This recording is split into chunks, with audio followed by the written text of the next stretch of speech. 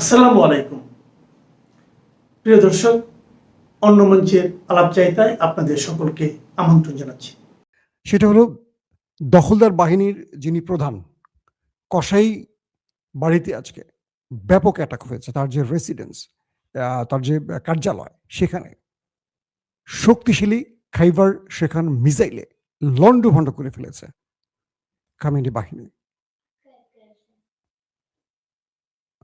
এবং শুধু তার কার্যালয় নয়, বিমান বাহিনীর যিনি প্রধান তার কার্যালয়টিও গড়িয়ে দিয়েছে খামেনি বাহিনী। পাশাপাশি বীরসেবায় ব্যাপক মিসাইল অ্যাটাক চলছে, হাইফাতে ব্যাপক মিসাইল অ্যাটাক চলছে, তেল আবিবে ব্যাপক মিসাইল অ্যাটাক চলছে।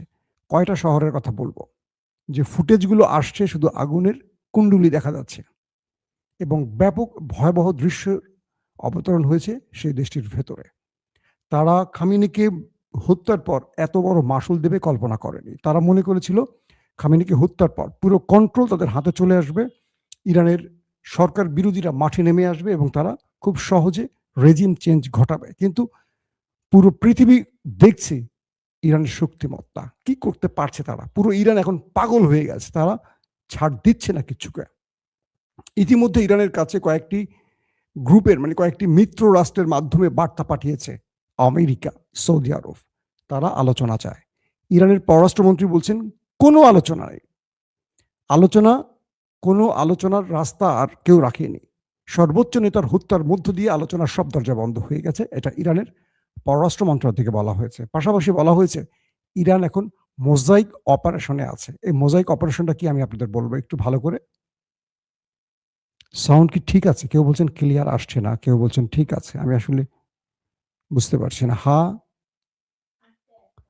যাক, কিছু করার নেই দর্শক। এই হঠাৎ করে লাইভের মধ্যে আমি যতটুকু পারি চেষ্টা করি আমি পরবর্তী আপনাদের আবার ক্লিয়ার করার চেষ্টা করব। আমার টেকনিক্যাল টিম আসতেছে। এখন যেটা হলো, সৌদি আরব তারা বুঝতে পারছে যে তারা একটা ভুল ট্র্যাপে পা দিয়েছে। কারণ ইরান হঠাৎ করে সৌদি আরবের উপর এত বড় ধোলাই চালাবে এটা তারা বোঝে নাই। ইরানের ইন্টেলিজেন্স গুলো জানিয়ে দিয়েছে যে আমেরিকা বা দখলদারদের আক্রমণের পেছনে কোন কোন মুসলিম রাষ্ট্র আছে।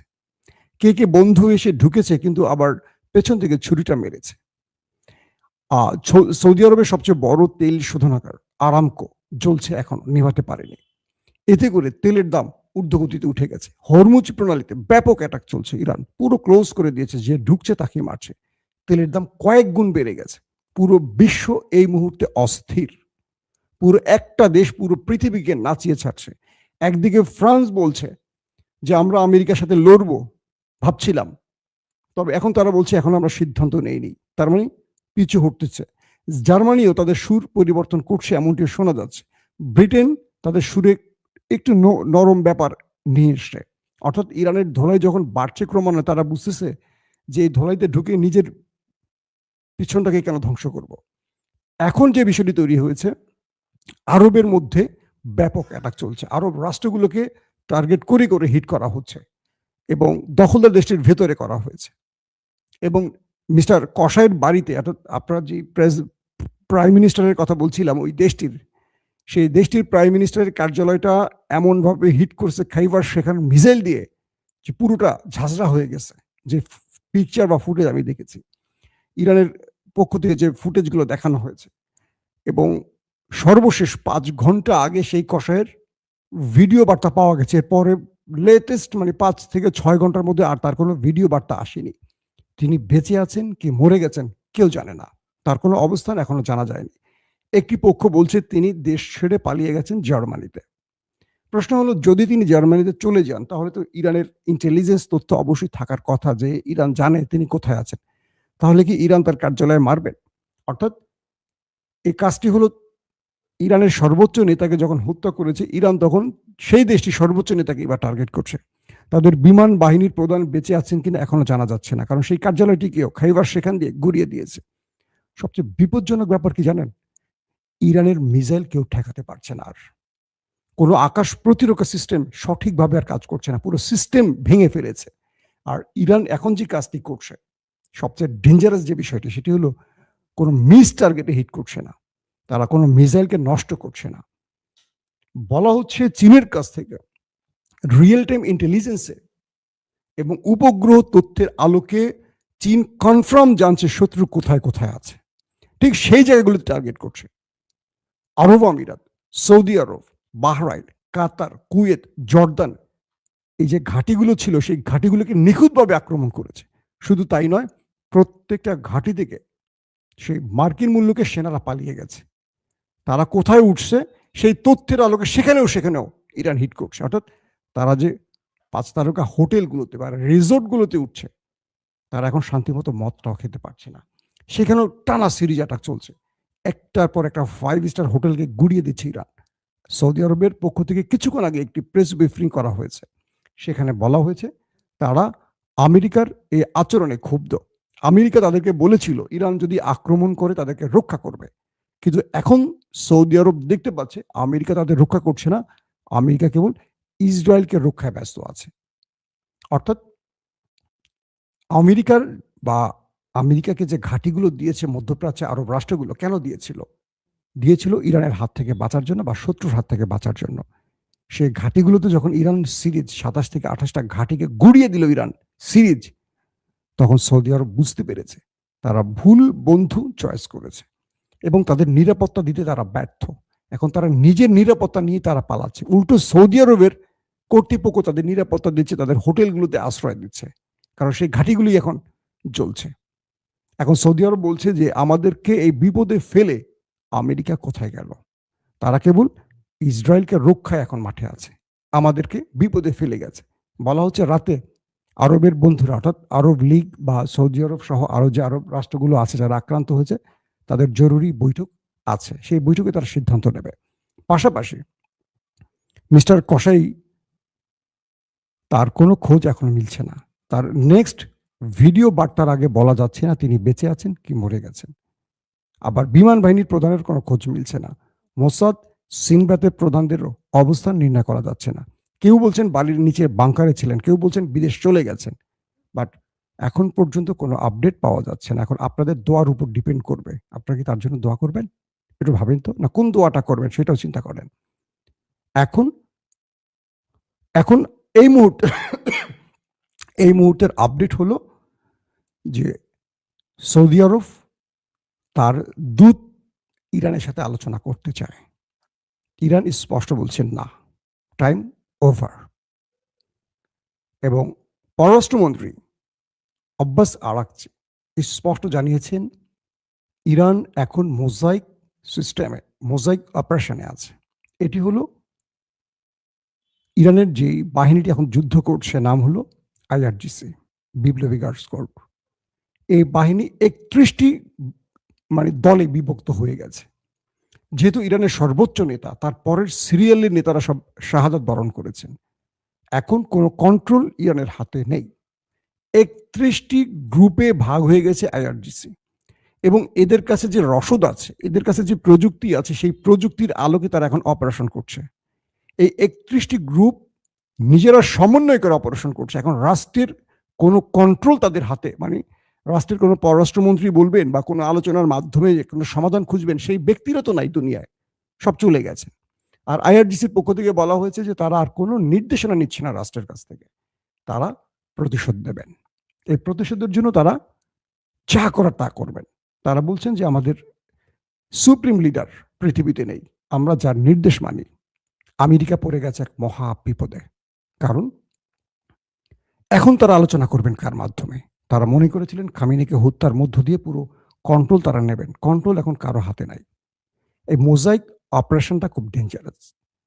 31 থেকে 32টি আইআরজিসির গ্রুপ ইউনিট ভাগ হয়ে এখন লড়াই করছে। প্রত্যেকের নিজের ইচ্ছা মতো এখন লড়াই করছে, প্রত্যেকে নিজের ইচ্ছা মতো। এক গ্রুপ আরেক গ্রুপকে নির্দেশনা দিচ্ছে না। যে গ্রুপের যেই দায়িত্ব, ধরেন খাইবার সেখান যারা মারছে নেতানিয়াহুকে টার্গেট করে, তারা টার্গেটে হিট করছে, একদম কোনো মিস ফায়ার হয় নাই। মজার ব্যাপার হলো কুয়েতে মার্কিন 3টি সবচেয়ে আধুনিক যুদ্ধ বিমান F-15 ওপারে চলে গেছে। বুঝতে পারছেন, যে বিমানগুলো দিয়ে আমেরিকা যুদ্ধ করতে এসছে সেগুলোকে ওপারে পাঠিয়ে দিয়েছে। ইরান কোন খেলা খেলছে এবার বোঝার চেষ্টা করেন। ইরান যে যুদ্ধ বিমানগুলোকে ওপারে পাঠিয়েছে, সেই বিমানগুলো এখন ইরানের টেরিটরির মধ্যে ঢুকতে ভয় পাচ্ছে। এর মধ্যেও তারা মিসাইল বা বিভিন্নভাবে নাতানজ পারমাণবিক কেন্দ্র হিট করছে, সেটা বেশ ক্ষতিগ্রস্ত হয়েছে শোনা গেছে।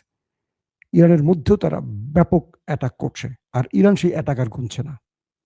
ইরানের পক্ষ থেকে বলা হয়েছে আপনারা রাজপথ আর মসজিদ ছাড়বেন না। লড়াইটা এখান থেকে শুরু হবে এবং এই লড়াইটা চলবে যতক্ষণ ইরান বন্ধ না করে। কারো মাধ্যমে কারো আলোচনায় আর ইরান চলবে না, কারণ সব দরজা বন্ধ করে দেওয়া হয়েছে, এটা ইরানের অভিযোগ। এই মুহূর্তে বড় বড় খবর আসতে শুরু করছে। দর্শক, আমি চাই আপনাদেরকে একটু নামাজে ফিরে যান, যেহেতু তারাবির নামাজ, রমজান মাস। আমি রাত 11টা-12টার মধ্যে আবারও ইনশাআল্লাহ আসবো। এর মধ্যে যদি আমার সিস্টেম আপডেট হয়ে যায়, আপনাদেরকে আরো ভালো তথ্য দেওয়ার চেষ্টা করব। ব্রেকিং খবর কিন্তু একটার পর একটা আসতে শুরু করছে। আরবের কান্না শোনা যাচ্ছে। আরব এখন ট্রাম্পকে ডাকছে, বাবা আসো, আর ট্রাম্প বলছে আগে নিজে বাঁচি, তোরে পরে দেখব। এই পরিস্থিতি চলছে। ধোলাই কিন্তু খামেনি বাহিনী ব্যাপক আকারে চালাচ্ছে। এরকম অ্যাটাক মধ্যপ্রাচ্য এর আগে কখনো দেখেনি। কারণ মধ্যপ্রাচ্যে যে মার্কিন ঘাঁটিগুলো তাদের রক্ষা করবে, সেই ঘাঁটিগুলি তো নাই। কি খেলা দেখাইল ইরান! আল্লাহ হাফিজ। এইবার কিন্তু ইরান জায়গা মতো আঘাত করছে, এটাই দরকার ছিল। আজকে সকাল থেকেই কিন্তু খবর যে নেতানিয়াহু নাই হয়ে গেছে, কিন্তু ইরানের যে খবর তাতে বলা হচ্ছে নেতানিয়াহুর কার্যালয়ে ক্ষেপণাস্ত্র হামলার দাবি। এখন এই হামলার ফলে নেতানিয়াহুর কি পরিণতি বা পরিস্থিতি এখনো পরিষ্কার না। নেতানিয়াহু আজকে জনসমক্ষে আসেননি বা তার প্রকাশ্য কোনো তৎপরতা নেই বলে সম্ভবত এই গুঞ্জনটা মানে চাউর হয়েছে যে ওই হামলায় নেতানিয়াহু নাই হয়ে গেছে। দর্শক, কিন্তু বিষয়টা আবারও বলি আপনাদেরকে, এটা একটা প্রাথমিক ধারণা, কিন্তু এটা সত্য, এটা এখনো প্রতিষ্ঠিত হয়নি। ইসরায়েলি প্রধানমন্ত্রী বেনিয়ামিন নেতানিয়াহুর কার্যালয়ে ক্ষেপণাস্ত্র হামলার চালানোর দাবি করেছে ইরানের বিপ্লবী গার্ড বাহিনী IRGC। নেতানিয়াহুর কার্যালয় ছাড়াও ইসরায়েলি বিমান বাহিনী প্রধানের সদর দপ্তরকে লক্ষ্যবস্তু করেছে ইরান। সোমবার IRGCর এক বিবৃতির বরাত দিয়ে ইরানের রাষ্ট্রায়ত্ত বার্তা সংস্থা ফার্স নিউজ এজেন্সির প্রতিবেদনে এই তথ্য জানানো হয়েছে। IRGC বলেছে ইসরায়েলি প্রধানমন্ত্রী বেনিয়ামিন নেতানিয়াহুর কার্যালয় এবং ইসরায়েলি বিমান বাহিনী প্রধানের সদর দপ্তরে ক্ষেপণাস্ত্র হামলা চালানো হয়েছে। বিবৃতিতে বিপ্লবী গার্ড বলেছে ইহুদিবাদী শাসক গোষ্ঠীর অপরাধী প্রধানমন্ত্রীর কার্যালয় এবং তাদের বিমান বাহিনীর কমান্ডারের সদর দপ্তরে হামলা চালানো হয়েছে। এই হামলায় ইরানের নিজস্ব প্রযুক্তিতে তৈরি খাইবার ক্ষেপণাস্ত্র ব্যবহার করা হয়েছে বলে জানিয়েছে IRGC। এর পরিণতি ফলাফলকে এখনো পরিষ্কার না।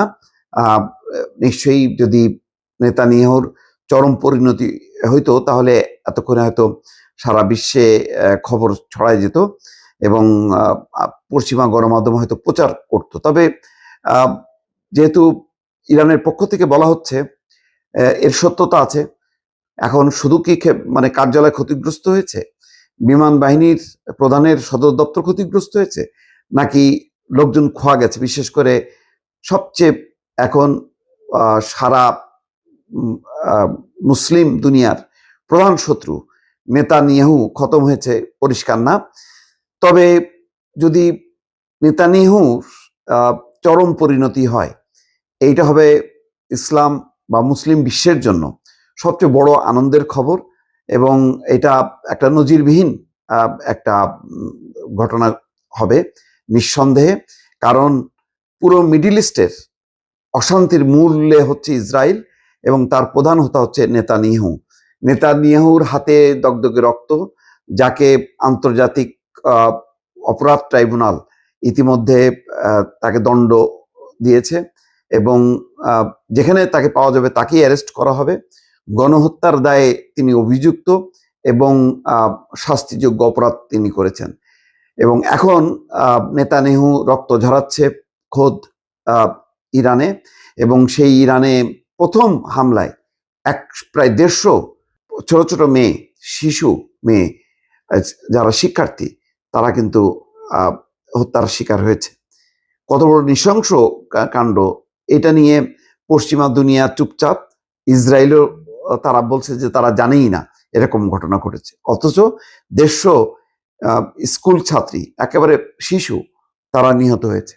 যাই হোক, এখন এই ঘটনায় অন্তত নেতানিয়াহুর যদি চরম পরিণতি হয় তাহলে একটা বড় ধরনের সান্ত্বনা, এবং মুসলিম দুনিয়া উজ্জীবিত হবে, এবং ইরানের যারা যুদ্ধ করছে তারা নিঃসন্দেহে তাদের মনোবল বহুগুণ বেড়ে যাবে। দর্শক।